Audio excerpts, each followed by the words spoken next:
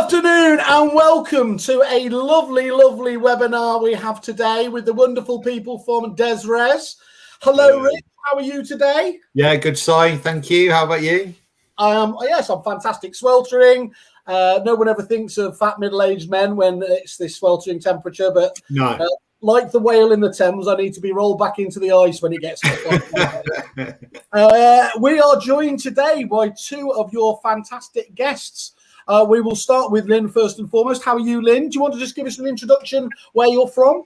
Yes, I've been in the estate agency 34 years this year, and I currently am a director and head of a estate agency at PFK in Cumbria. Lovely part of the world. Fantastic. Yeah, lovely part of the world. I need you to say that, otherwise I know I'll get shouted at. Yeah. So there we go. And James, you're looking well, better than the last time I saw you. I was great last time we met, Simon. I just played 9 holes of golf in Birmingham, but today I'm in sunny Yorkshire, just outside Holmfirth.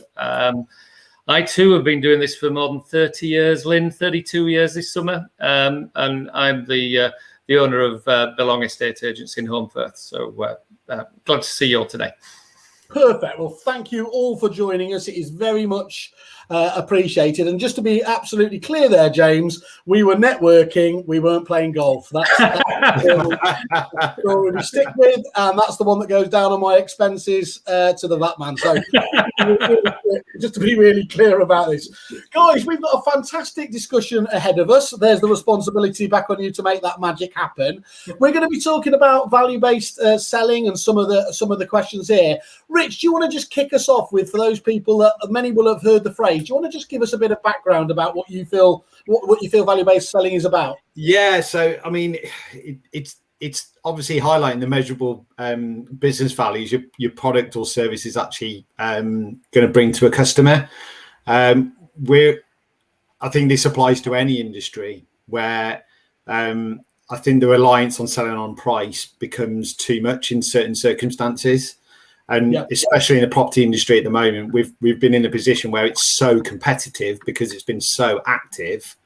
The speed of which to go to price as something to try and win business has been, in my opinion, a bit too affluent. Let's just go straight to what the best deal is you can do, or what fee you're going to drop down to. So I'm really passionate about selling on value. I think all the aspects that come off the back of selling on value, customer happiness, good reviews, feedback, etc., longevity. So your retention is obviously high as well. Yeah. There's benefits that come off the back of it as well as selling at the best level. So obviously, we're here today to discuss it. I've brought 2 people who are very experienced on the call. Really happy that they've come on, and they've got a wealth of knowledge. Let's tap into that then, Rich. Let's get right into this. Okay, so yeah, value-based selling. What more can the industry be doing? So let's kick off straight away with the opening question there. Thanks for teeing us up, Rich, in terms of the overview there. So realistically, you can't really bring any value without knowing your prospects, can you?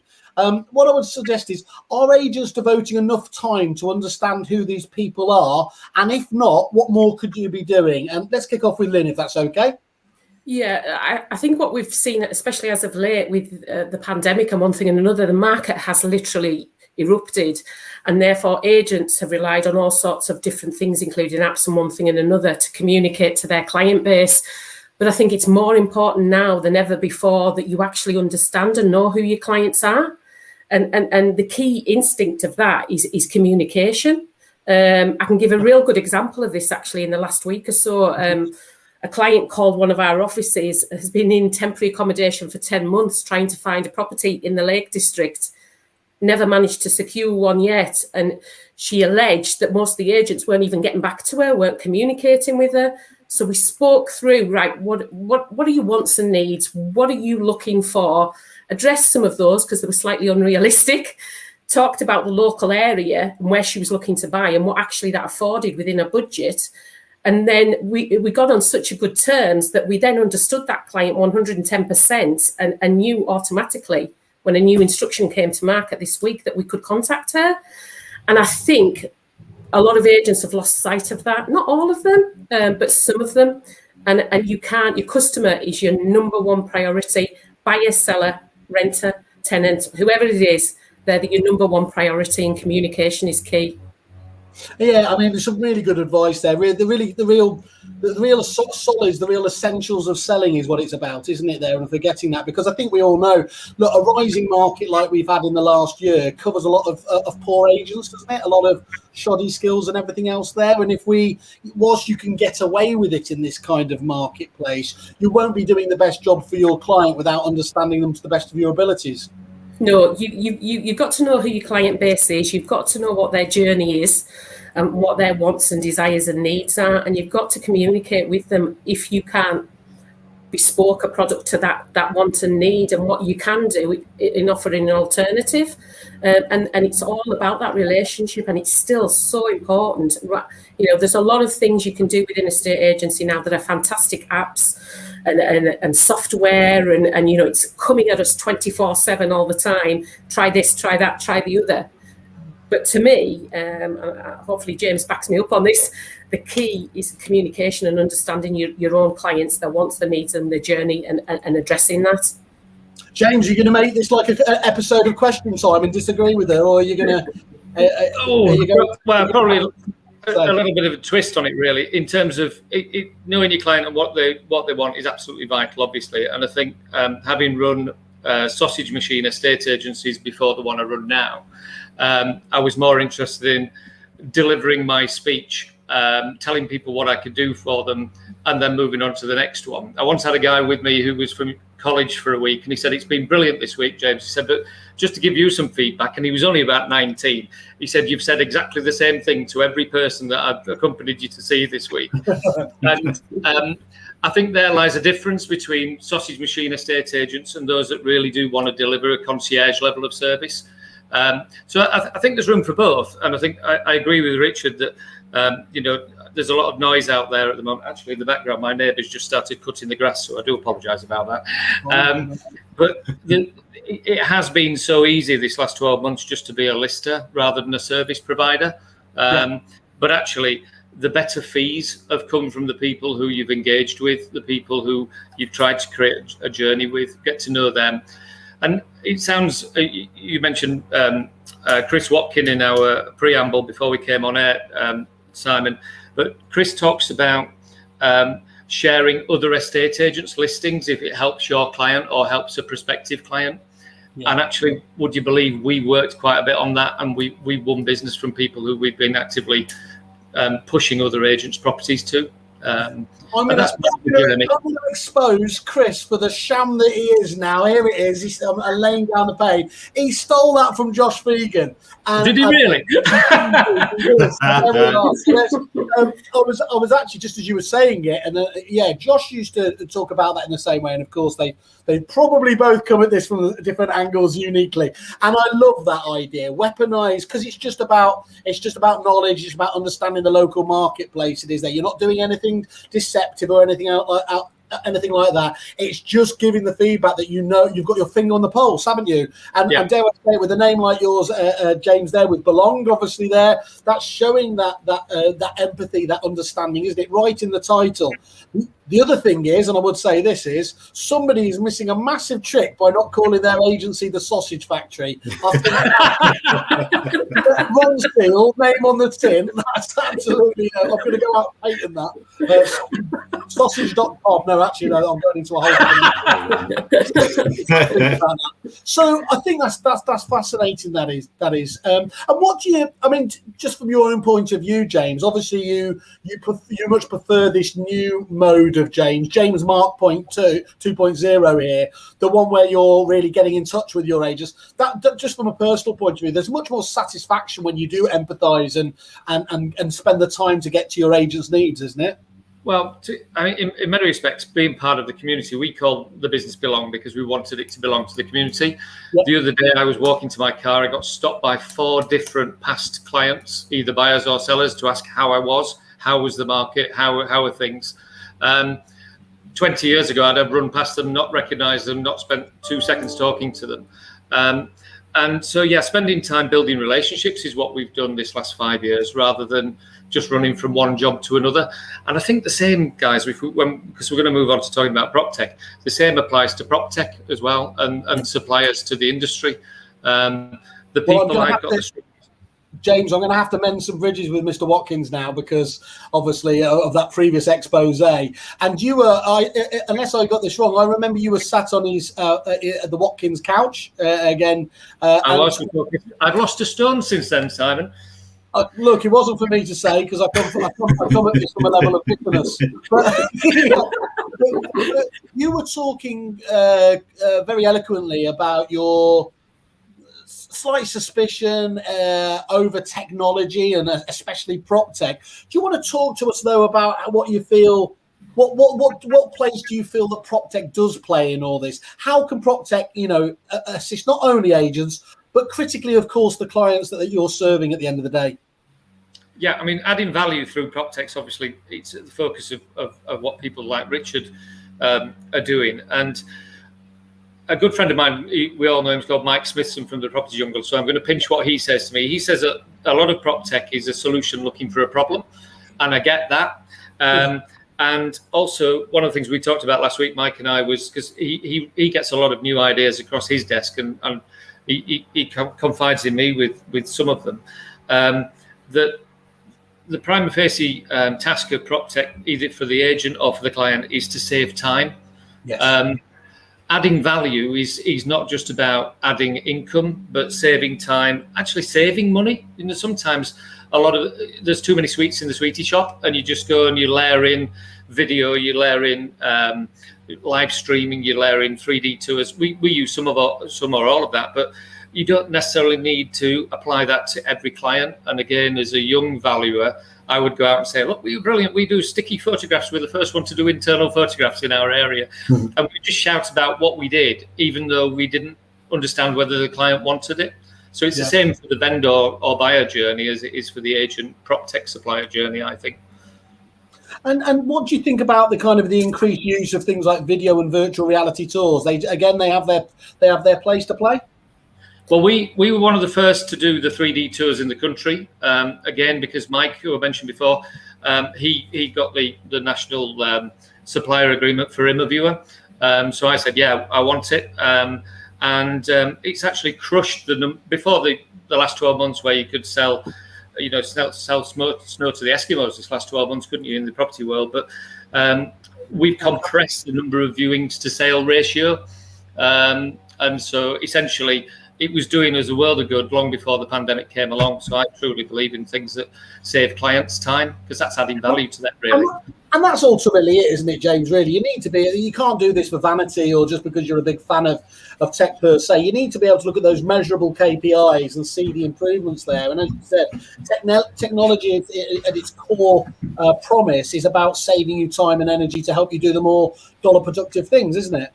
Yeah, and if you save time, you usually save money at the same time, don't you? So always nice to say. So, Lynn, are you pro prop tech, or are you going to make this awkward and say you're suspicious of the 650 things I flog on our platform? Yeah, no, I am pro prop tech. I think you have to be. I think everything's changing.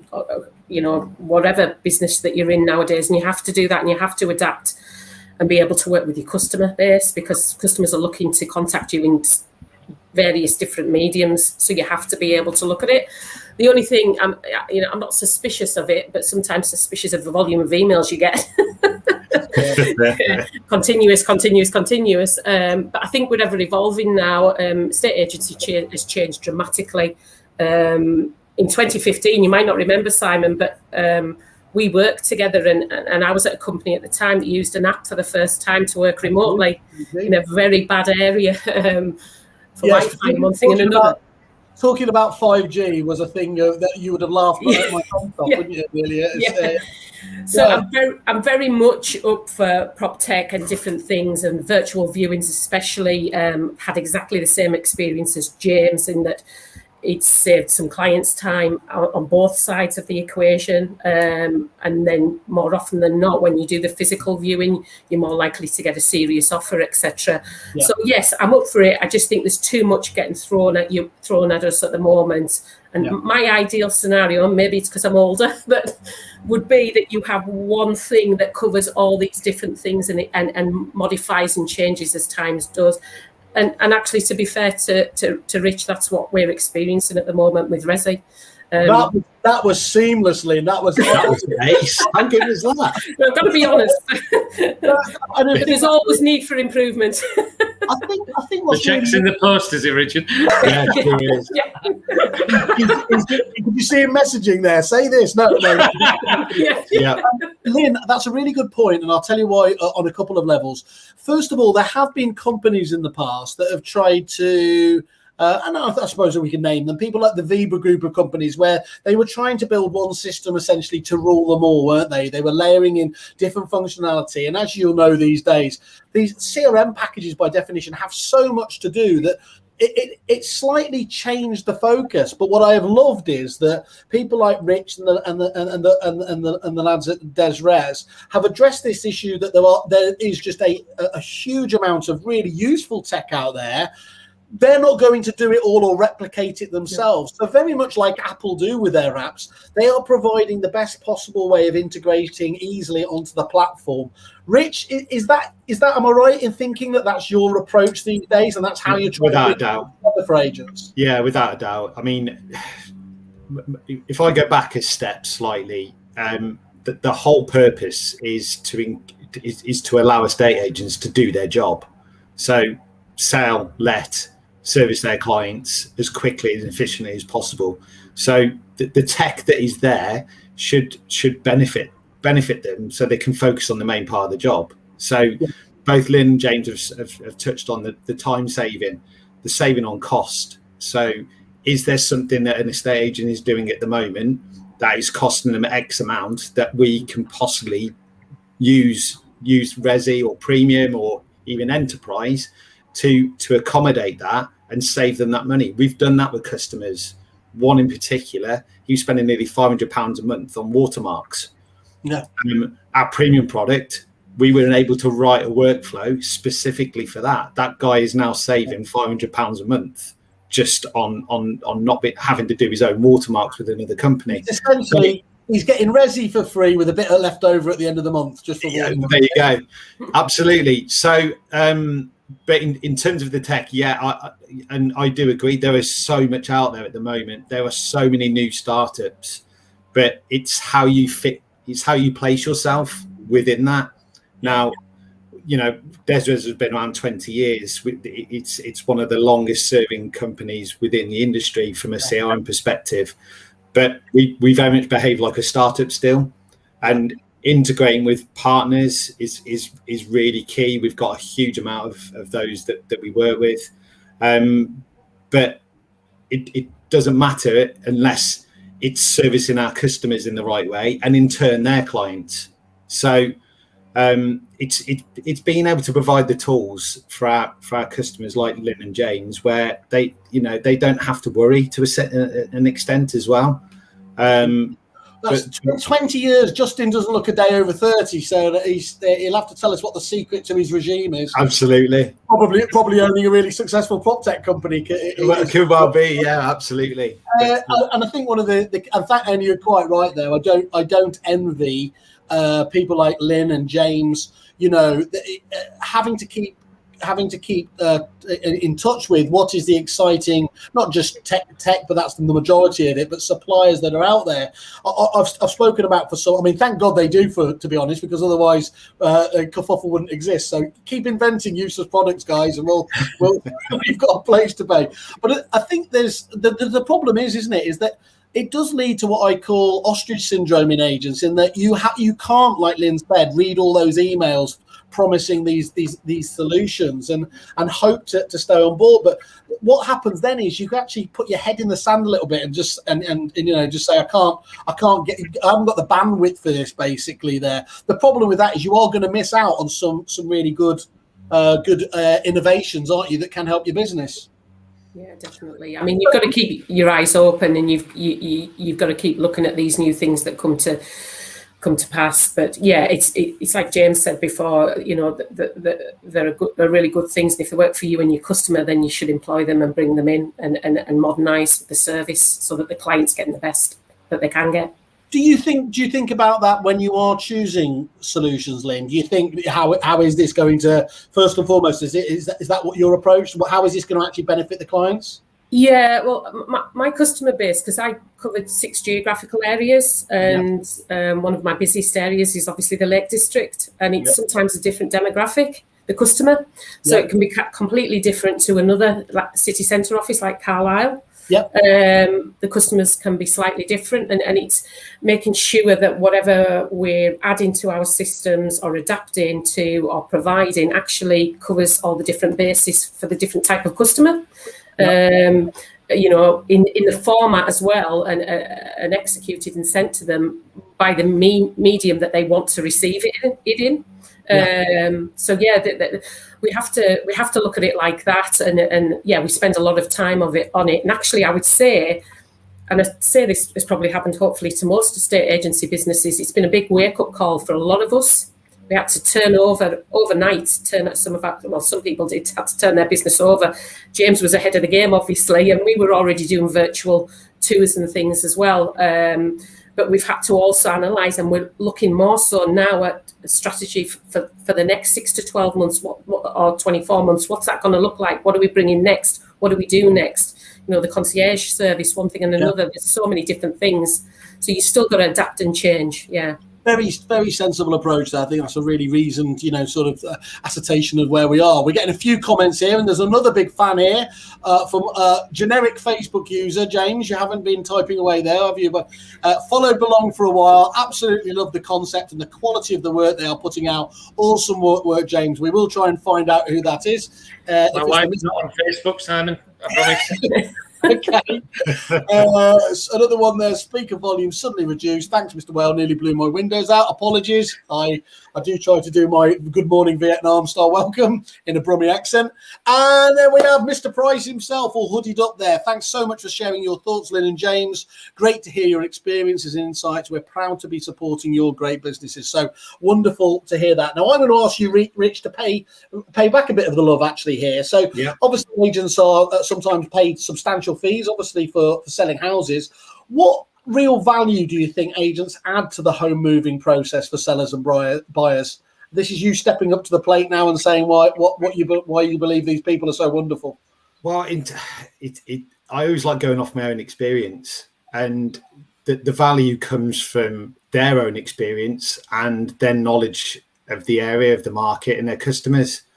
I go back to what you asked originally with knowing your audience and knowing your prospects. I think the best estate agents that I've ever engaged with really know their market and they know their audience to the stage where when I last moved house, they knew my work experience. They'd gone and looked at my social media. They had really... Oh my God, they don't do that, do they? They've really gone to town. And I think that is an element which possibly is still missing, even though that was quite a while ago. Yeah. That showed real gravitas that they wanted to find out about me.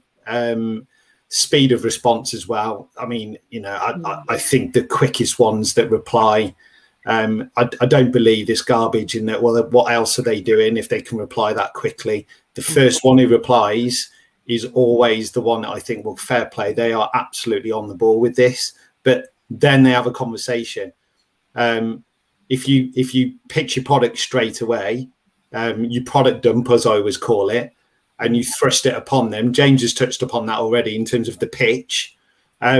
People switch off, or if it's, back to the sausage factory days again, there's a place for that because it's just churning numbers. We're in a different world now. It's understanding. And do you know what? I'll go one step further. I think it's educating. Yeah. It's some people are petrified of moving house. It's educating them on, I mean, you could go even further and say, be a doctor on property. They they come to you with a pain. They come to you with a fear. What are those fears? How can we provide a solution that's going to fix that? That applies to any industry, but from an estate agent perspective, tell them about the area, tell them about what you know, what your experience is, show them your testimonials, even go on again one step further and get one of your old customers on the phone with your prospect and say, look, I've showed you the testimonial. Do you want to speak with them? Yeah, it's nice. It's really pushing the service, and that in turn will prove value. But obviously, James has touched upon the larger fees. That the larger fees come from the extensive relationship that you've built with a customer, and that applies to us as well as a business. We've thrived on that. Some of the deals we've done, we've really gone to town and been extensive with that. And if someone starts mentioning price, and well, this company is offering this, what are you going to do? I would say, well, what are you actually getting for your service? Tell me more. You actually always go to a fact find perspective again, rather than just say, well, okay, well, let me have a look and I'll go and have a word with my boss and see what I can do. Go back to the fact find, because you must have missed something. So, these are all things that, if I was sat as an estate agent, I'd be employed incorporating the same things I do within Dezrez. And a lot of that comes from experience, sharing best practice. I think one of the things that I haven't seen a study that's backed it up in the UK there, but I know there was one of the big corporates in Australia. They were able to demonstrate that return clients, previous clients coming back, were actually paying an extra 15% in terms of they had been happy on the basis, obviously, that they must have been happy to return back to the agency itself. Actually, a lot of the time you feel like the assumption is you have to give them a discount to do it. The stats didn't back that up. They'd come back to you because they were happy there, and perhaps they didn't haggle quite as much on the fee because actually they were quite comfortable with the service they were going to get. And I think that's a really interesting angle, because it makes perfect sense to me that if you are able to do it, I think you'll know yourselves. There's hello again from the Spectre family. They made the point that just over 10% of buyers actually return to the agencies that they actually bought through, and that's it's not the best experience in the world, is it? When they themselves go on to sell the next time, 1 in 10 is not a great endorsement. Now we all know there's a long period of time between that. But I think that those prop tech tools and systems like Dezrez that enable you to stay in contact, after the initial sale or purchase has been done, it can only help keep your brand front and center, can't it? And ensure that they stand a better chance of coming back to you than if wasn't the case. So let me just ask you, James, in terms of that point there, where do you think now, what do you feel is the real value that agents are adding to the home moving process? Well, I think the agents that behave like a concierge in a 5-star hotel are the ones that really add value. So rather than the client calling in, they'll call around for something. The client doesn't have to do anything. So, for example, just on moving day, when you deal with a rented property, Lynn, usually, I'm not saying your company, but usually an agent would meet the tenant at the property and move them in. They'd collect the keys from the landlord, and they'll get maybe a fee of 500 quid plus a management fee on a moving in on a monthly basis.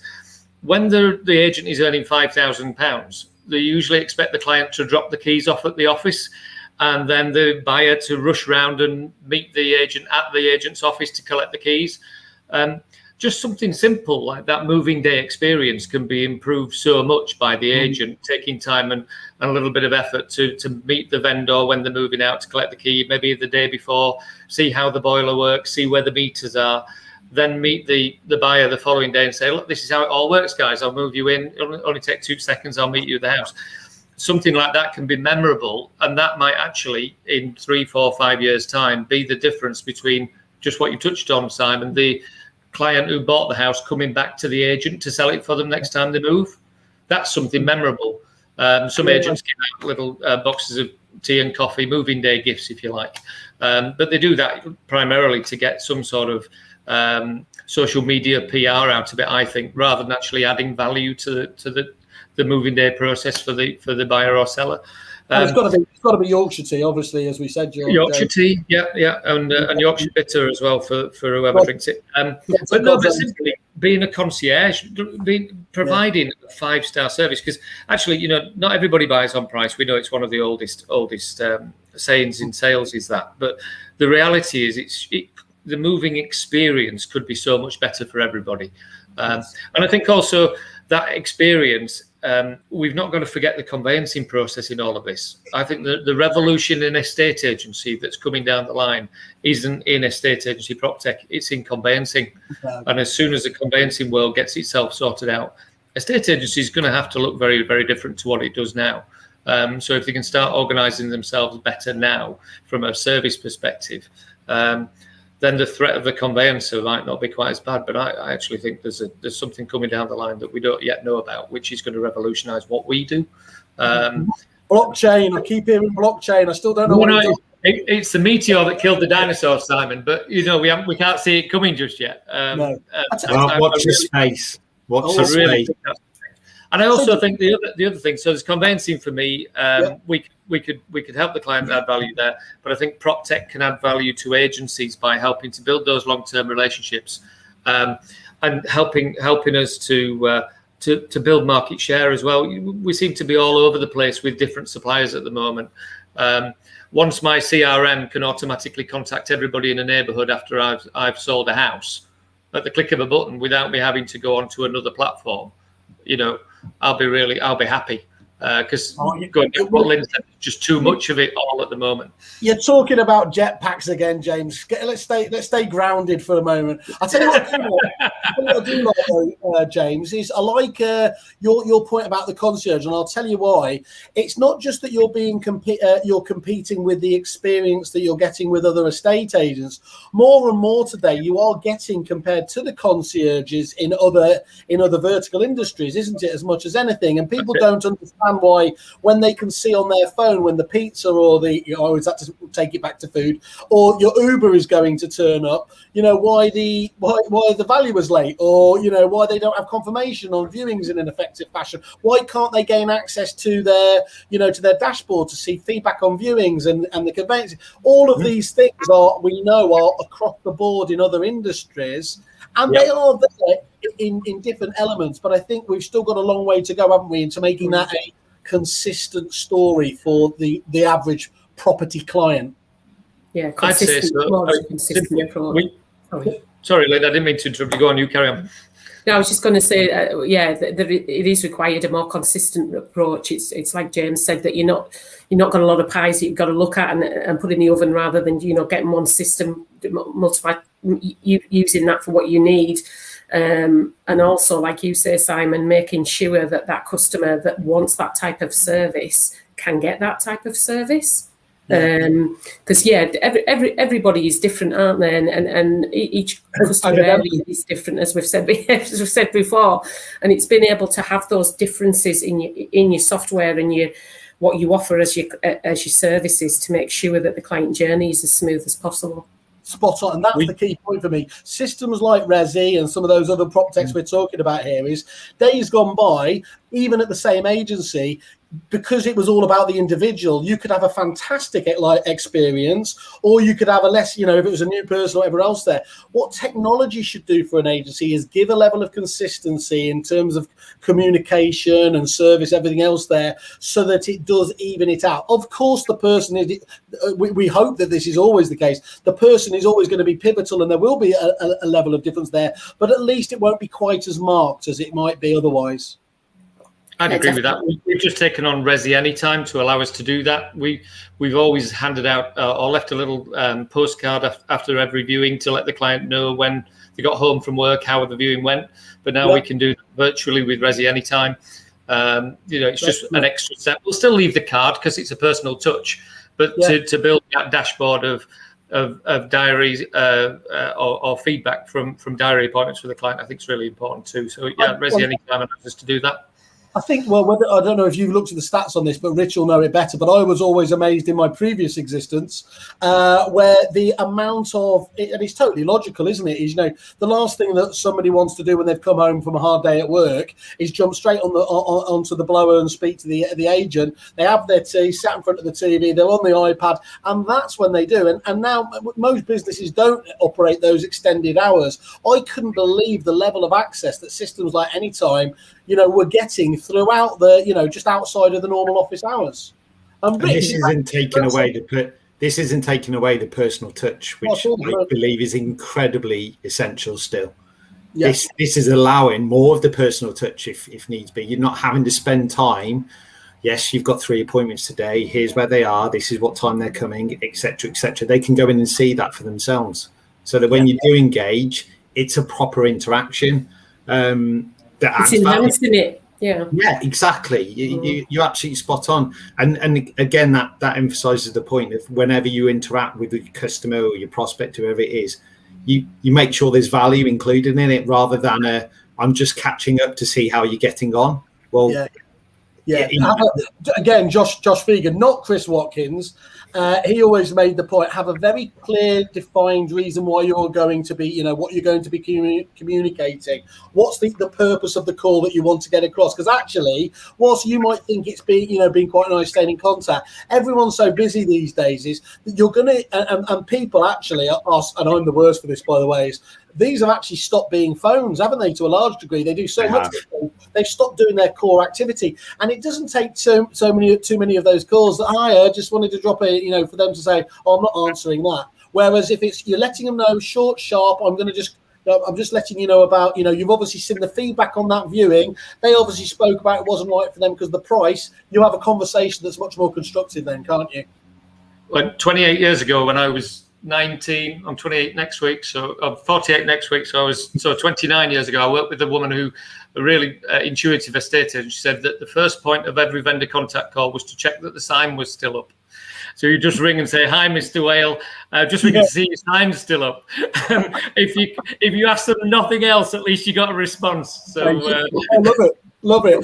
That's great feedback. We have the wonderful Kaylee here. So once you use Resi Anytime, you'll wonder how you ever work without it. There's a shout out. I like somebody who puts their product front and forward like that. It's a game changer, offering a 24/7 client portal, working around the clock for your agency. Check it out now, and I won't try and do the full URL, but I'll leave it up there for people who want to have a look. I am massively in favor of these portals, landlord logins, vendor logins, whatever else there. I just think this it used to be genuine when we first started selling them that we got a lot of kind of security objections. Oh no, I don't like the idea of that. Well, 90% of us don't go into a bank anymore, do we? And if we're able to keep our banking information happily here, this has to be done. And it's always frustrated me a little bit that the uptake of systems like this has been quite so slow, because I just don't think you realise how useful tools like that can be, especially in the lettings world. We're all looking to move people away from let only or rent collect and get them fully managed. Well, letting them know that they have full access to the tools like this, where they can access this at any time, 24/7 for a slightly uplifted fee and have them doing everything, has got to be the way that the customers' conversations go in the future. So thank you for that. Sorry, I was just going to finish off on Resi Anytime from my point of view. We've actually rebranded it and we call it Belong Anytime. So we've actually made a campaign out of it. We're only just starting. We only signed up a couple of months ago, didn't we? Yeah. But we've spent, like anybody, 4 or 5 weeks anxiously trawling through the features to see which ones we're going to allow the clients have access to, and eventually we've come down to the point of allowing them access to pretty much everything. You don't have free form notes turned on, do you? Because I'll tell you a few choice. We learned the hard way about that. What? We used to have viewings feedback when we first did it as a total free form notes field, and all I'll say is there were a couple of things that made us change. Oh, goodness, no, you can't do that at all. It's all it'll all have to be approved by the estate agent. So There you go. So Oh no, it can't be. It's not the viewers' feedback. It's the estate agent's feedback, isn't it? I think. yeah. Good stuff. Well, I'd love to. Let's talk about that just in a bit more detail and just evolve the kind of anytime prop tech conversation. So, if agents do have the time to use these prop tech tools properly, and obviously they're only going to keep on coming. Do you think? I know this is a bit biased, but do you think much of it really does add value? And Lynn, maybe you could just kick us off with that. Yes, I think it does add value in the right context, and if it fits for your business, as in booking appointments, as in out of hours contact, and one thing and another. We actually monitored last year through our valuation requests the response time immediately out of operating hours, making sure it was quick and fast, and what that then gave us on the uptake for listings. And it significantly increased, obviously. And yes, so things, yes, they are viable, they are workable. It's just, as I said before, maybe you don't need absolutely everything. Yeah. Like small portions, that's what it's about. Yeah. Buy small portions, don't go for all you can eat straight off, because you end up I think the way estate agents have evolved over the years as well. God, I'm going back a few years now, but in the older days, every single person employed was an estate agent doing a particular job. Now there are people just booking valuations because of the systems in play and how quick they can do it. Again, it echoes what Lynn just said in terms of efficiency and being able to respond quick and being able to book the appointments quick and follow up and do your SMS feedback, etc., etc. The way, and I really do believe it's going to go one step further. So James is right. There's something on the horizon, without a doubt, that's going to take all of this to the next level. I really do believe it. We've got plans our end, which I can't share today. But they will be exclusively on Kerfuffle when they do come out. I'm sure they will, yeah. But it's really, really exciting, and we believe it's going to be a bit of a game changer. So I think Rich, it feels to me, and I know this is probably, but it feels to me we are right at the cusp of almost a golden age here, where in the past it has been just so difficult to get the integrations that we're needing, but with things like Zapier, open APIs, with everybody thinking at least in the same place now, that integration, because it wasn't so long ago that people, there were still people saying, well, we want to have our own walled garden, but it does seem that actually agents can find, it's not happening quick enough for them, but there's a really bright horizon not too far away, isn't there, in terms of tying together their tech stack in a proper fashion. I think it's accelerated hugely. I mean, COVID has had a big influence on that because of the way we're all having to operate. But I think it's massively accelerated this year. And the number of prop tech companies that have started in the last 12 months is testament to that. Some of them do very similar things to others. There's obviously some really, really standout ones that are really providing a fantastic service. Yeah. And our job is not just to look at all options to benefit our clients, but listen to our clients at the same time.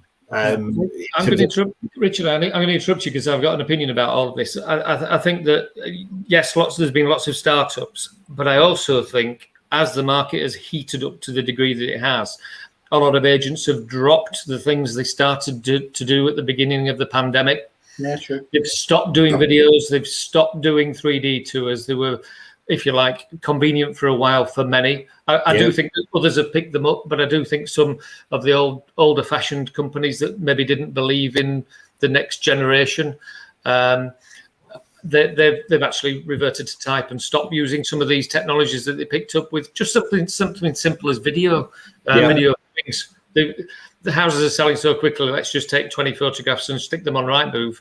A lot of companies have reverted to type. So I think that's fascinating. Agent to influence that. I agree. I absolutely agree, James. I think that stat is really interesting, isn't it? As you said, it didn't lead to that pivot of the business that, you know, seeing the advantage of this going all the way forwards. Famously, they had to do it to start off with, but then it kind of became, well, actually, we don't need this to do it anymore, and falls back. What will be fascinating as the market comes off the boil is whether people do actually say, well, we need to pick up, we need to be challenging, because actually some of those other agents down the high street are you know, ostensibly being more productive and efficient by us on that basis. Yeah, and it's possibly people. It's going to sound ageist, really. I say I'm nearly 50, but the agents who are at the forefront of this are those in the 20s and early 30s. These are the guys that should be adopting the new tech or will be adopting it, much to the demographic. Sorry, my demographic you're talking about, yeah. Oh, yeah, and of course. James, you obviously, and I love that you're plain speaking. Obviously, there. What percentage do you? It's an unfair question. What percentage? Oh God, who knows? Who knows? I've made something up. I don't know. What is it? Something like 80% of our statistics are made up on the spot. So actually, we have to guess. Well, I suppose what I was going to say is, you know, if we're talking about it being, you know, slightly gimmicky, what percentage do you just as a gut feel do you feel is gimmicky, and what percentage actually has value? Prop tech. Yeah. Everything I use adds value to our journey and our client's journey. Everything. Yeah. I don't have anything that is slack. I run a very tight budget. I don't believe in having prop tech for the vanity purpose or just for having it to say I've got it. I think if you're going to run a business which is efficient, you can't afford to have things that don't add, or solutions that are not important for your business. And I would say that probably I don't know. Talking to Mike, my property jungle guru, I would say 3/4 of what we talk about fails in its first 12 months. That's really interesting. I would say. What about yourself? Are you able to give a guesstimate on that? What would you estimate? A stat on that, it is difficult. I've never measured it. I would guesstimate it's probably at least 50 to 60%. I'll pretend it's 73%. That's a Kerfuffle official stat. You're going to. We've done all the research, but no, it's just what I love there is because there is that perception, isn't there? There's some businesses start in an ivory tower, and it's because they don't have understanding of the property market per se. They may be great techies, and as Mike Smithson quite rightly says, you know, inventing things that are solving no issue. Other companies build themselves into an ivory tower and slowly move away as they get more successful there. I think that, again, not to just home this golden age, though, what I think is really interesting is loads of these packages out there that are now agents are almost liberating themselves. People are Mike Nettleton, Christian Byfield. You've got Kai over at Keaton's, who's done Area. Lots of different agents now are actually coming at this, and of course, there's no minimum viable product there, is there? Because they know what the problem is 100%. And actually, at no time has it been easier to actually create tech, although it's still not easy per se. But it's easier to get it out of the labs, as it were, than is done previously. So I think that, again, does beckon that we've got a special sort of, obviously, new type of tech company that's going to actually deliver much sooner than it ordinarily would do. I think, Simon, though, as well, touching on that point, as great as everything we're talking about is, listening to those top influencers in your industry and not being afraid to really take on board what they're doing and even improve it. I've found as in the last 20 years, there's a lot of estate agents out there who very much cocoon themselves on how they believe they should be operating and aren't actually open to suggestions. Those that are, it's got to be the biggest barrier, hasn't it, Rich? That kind of, well, we've never done it like that. If it ain't broke, don't fix it. That intransigence is the hardest point about to get people over. I think so. And again, I go back to the last 12 months. I think the market presence and the sharing of best practice and these top influencers, as you call them, it's well worth listening to them. It really is. You know, no one is the finished article. Anyone who says they are is talking garbage. You've got to learn. Everyone's in a continuous learning cycle, and sharing best practice is essential, in my opinion. Every day is a school day. Sure is, Lynn. Well, as the number 3 most influential person on the Simon Bradbury list, I'm not going to disagree with you, Rich. So until that's challenged in a court of law, I'm going to keep ramming it home. Anyway, right, next up, we've spoken about kind of the conveyancing side of things, and clearly moving house is one of the most stressful things you can do in life. We spoke about kind of, you know, this big one over the horizon coming, which we can't put our hands on apart from that blockchainy style thing. But what more can be done to eliminate buyers' fears, do you think, at the moment, without future solutions? Lynn, do you want to kick us off? Yeah, I mean, obviously, when we had the 30th of June stamp duty deadline, as we all know, there was a lot of activity prior to that, and a lot of things going on, and a lot of anxious sellers and buyers. We've always within PFK had a sales progression team and sales progression specialists, and we actually found that helped us more than ever during that transition period at the start of the pandemic. Yeah, we literally were hand-holding, and solicitors were working exceptionally hard and sometimes not contactable or working ridiculous hours out of business hours as well. But we found by doing that and hand-holding and keeping in touch with everybody, it was reassuring, because sometimes agents are a little bit set in the laurels, like James said, and they automatically assume because someone has moved before, they know exactly what the process is. Yeah. And actually, sometimes you just have to handhold and help them along that process to make sure they get to the next step. And if there is a problem along the way, challenge the problem, look at the problem, understand the problem. One of the things that really set me back last year was I was aghast at how many agents didn't even know their chains. They didn't know their chains. They didn't know their funding. They established a sale and they hadn't done any check or any, so that their seller can make an informed. Yeah, and that to me was more important than ever before. And we found by doing that, we actually managed, we measured the first 3 months of this year to see how many sales we'd agreed actually got through to exchange, and it was 97%, wow, which I'm exceptionally proud of. That's really good. And it was down to that and that alone. And again, it was whilst we had apps, whilst we had conveyancing logins for clients to look at, it was all about the process and also making sure if it looked like that deadline wasn't going to be reached, we were communicating it to everybody, and sometimes even other agents, so that everybody knew that was unreasonable because of this, or this. So yeah, I think for buyers and sellers still, no matter how much experience they've got, you still need to hold hands quite a bit with that. And I'm not saying that to be disrespectful. I'm saying that because a multitude of things can happen, and it's getting them to the end process, which is what they want. I think it's the reality, Lynn, isn't it? I mean, if you think about exactly what you're saying there, the only real people outside of agents, conveyancers on one side of the equation who have genuine kind of experience, expertise, are investors. If you are, maybe a tenant, you've got a little bit more understanding. But if you're on the home selling, home buying process, if it's every 7 or 8 years, which was the often trotted out statistic, but I believe is now 17, 18 years, how can you possibly have any familiarity with it? And see, even the thing, hearing people talk about change, I know if you'll be sat at a dinner table, you'll get a load of quizzical looks around that, well, what the hell's a chain or something like that? So it's important, isn't it, to have that kind of question yourself again and not fall into acronyms or whatever else it is and all the usual stuff. This just does need to be communicated and handheld effectively. It's this part of the process, Simon, that adds value to the client. Yeah. We probably talked, if you go back 25 years, you would say that the marketing of the house was 75% and the conveyancing was 25% the agent's responsibility.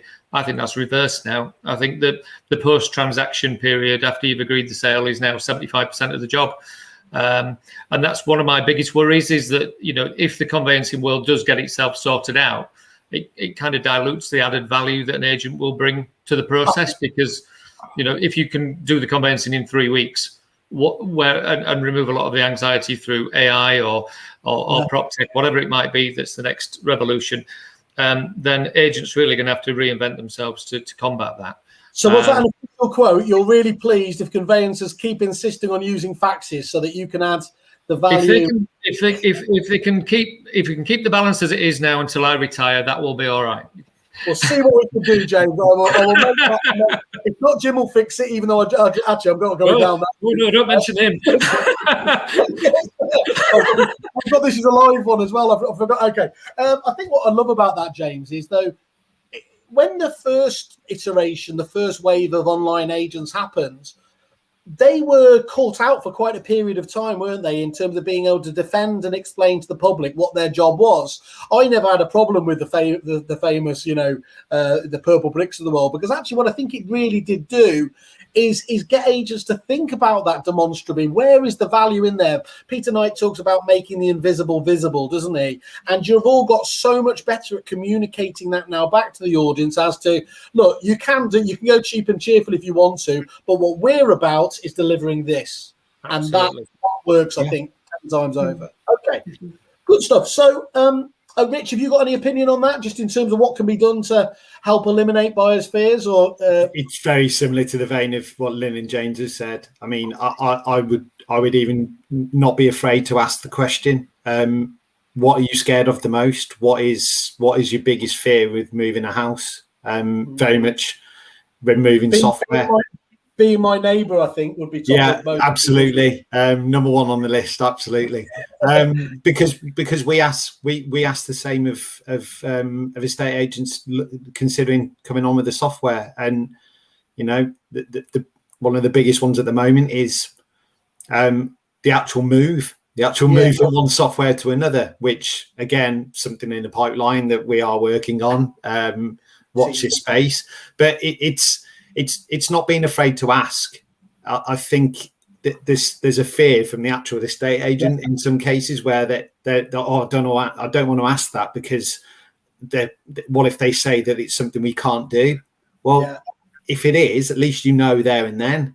If it's something you can work on and something you think, do you know what, we can't do it currently, but I reckon we could. So let's bloody well give it a go.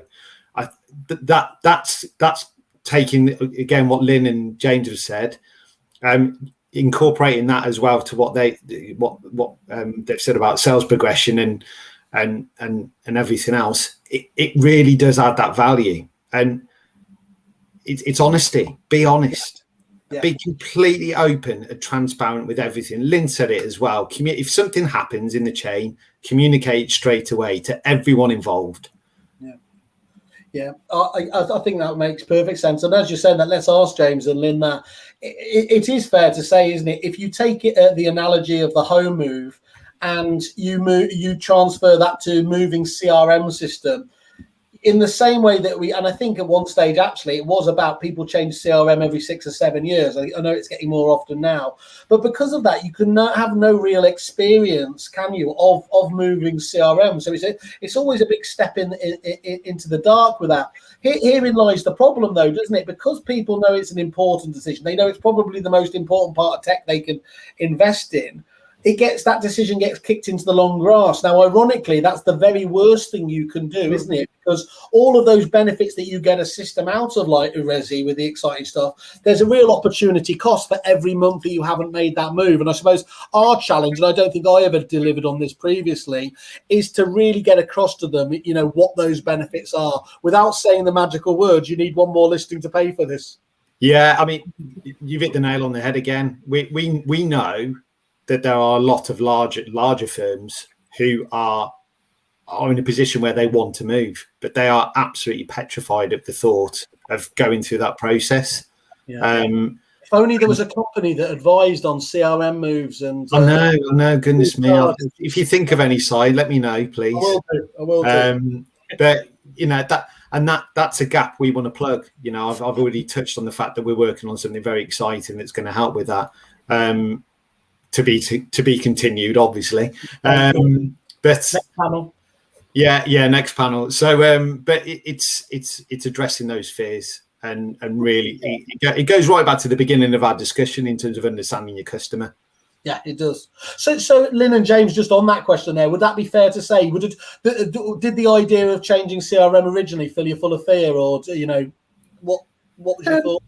Yeah, I mean, yes, there is an element of fear with that, but I think as a business director, owner, you have to make the right decision for the business and the customer, and if it means that you're taking an element of risk with that, then you have to do that as long as you're getting the end product that you want, and especially if you're working with a CRM system that you know is not giving you what you need in the market as it's modernising and changing and evolving.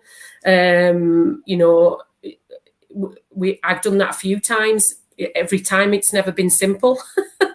There's been challenges with it, but each time we've got to cross the bridge and manage to sort out the challenges and got to the other side. So from my experience, I would say don't let that fear hold you back, because if you let that fear hold you back, you'll never move forward.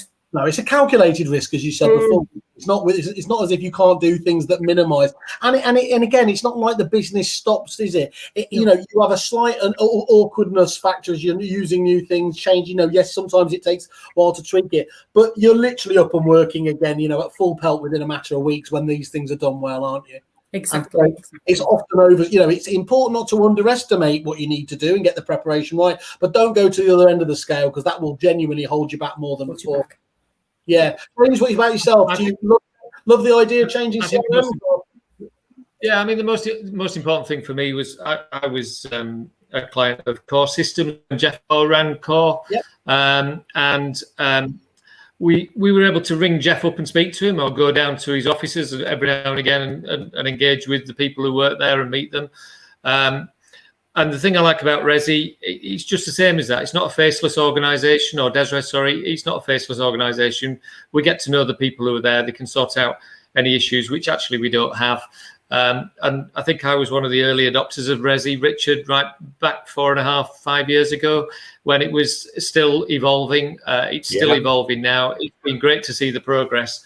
And I've always tried to be an early adopter of stuff. And I'd never worked with Dezrez before, but to be honest with you, I wouldn't work with anybody else now. So what a great plug again. No, but it's great, and I think that's probably the most important thing. Some of these businesses, they scale up, but they lose that personal touch, and it's very similar to agency, really, in that respect. Yeah, that's a really good point, isn't it? As again, Dezrez being one of the last independent companies have got that. It's not about being fake friendly, is it? But having knowing that you can pick up the phone to people, know that this is a business that is struggling to deliver for you, means a lot to a lot of people, doesn't it? I think it's an important one. Can we just finish up then? Thanks for that, James, and then on that. What's coming next, do you believe, for the industry that will add significant value, whether it's innovation or a new way of working? We've touched on obviously the next big thing. Anything else we're missing out on? Oh, you're asking me? No, I think it's coming at us from the sideways angle. I think the meteor's coming out of the stars, and we've not yet spotted it. I really do, and I think that meteor's got conveyancing written all over it. Like estate agency, innovation has been great this last few years. I think it's quite limited. I'll let Richard tell me I'm wrong when he reveals his big reveal that he can't tell us anything at all about today. But I think the conveyancing sector is probably the next big revolution in property. Personally, name yourself.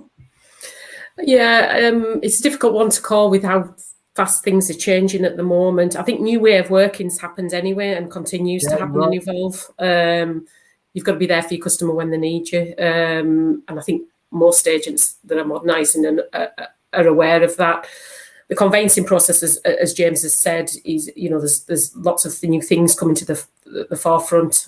I saw your last webinar. That was really interesting to see. But I think things will evolve and change, and I can't project what that might be. The only thing I think we will see definitely is hopefully a more cohesive system within a state agency that can adapt and evolve and change and integrate different apps as we've discussed. So it's kind of under one roof instead of in different pies. And I think as long as you keep that ethos you were talking about there, is it going to improve the client experience? You're not going to go too far wrong, are you, in terms of that? And the good thing is, James and Lynn, that we've got this now recorded for posterity, so we'll play these predictions back to you. I'll make a prediction one way or the other, and then just claim I've got it right either way. Rich, let's give you it's your webinar. I'm going to do the thank yous in a minute, but what's your view? I bet you have been quite like your MD, Mr. Price. I bet you've been pleased to hear the feedback from two of the most forward-thinking agents it's fantastic. I mean, to get such positive feedback is really, really good. I agree with both in terms of what's coming next. I think there's going to be, there's definitely a conveyancing element of how that's incorporated in the process. I've got another view on it as well. I think the amount of blockers that are out there that for some reason the government keep putting in play for the industry that almost restrict and hold back, I think there will be a change with that in the coming 12 months because of stamp duty ending. That's just my personal opinion, but I think it will happen. But for me talk that we've had today, I think it just shows how passionate the industry is about the things that really, really matter. Yeah. And that's providing the best possible service and value to your customers. It's not hard to see why agents like Lynn and James I don't want to say sit back on their laurels, but it's not hard to see why they are never going to have to worry about meeting the demands of their own client base, is it? Because if you were sat across the table for them, these are the people you want to be doing business with. Success breeds success. It does. I'll go back to something. Another thing that Pete and I actually said to me. You ask a person how lucky they are on a scale of 1 to 10, and if they say 8 as a minimum, then that just means they work really, really hard. Yep. Because you make your own luck.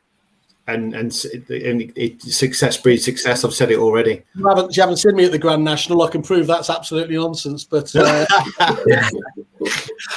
Rich, thank you very much for that. Obviously, you keep us up to tabs with these exciting unveilings.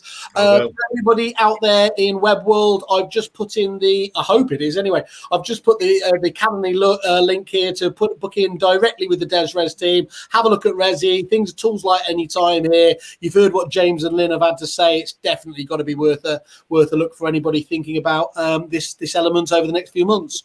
But for today, Lynn and James, thank you very much for taking the time, updating us, sharing your experience.